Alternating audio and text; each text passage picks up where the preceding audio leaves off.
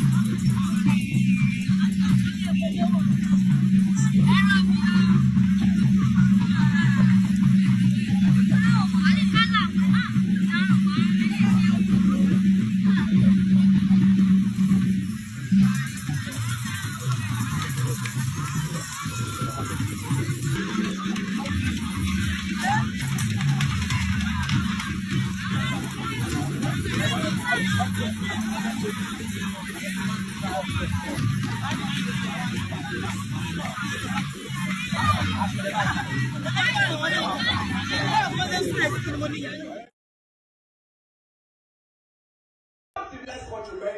I went to your ATM. Your ATM is locked down. No money in ATM. Didn't I told you that when you lock down in Nigeria, everything is locked up for Chijayeni. Even woman in her bedroom. I even wonder.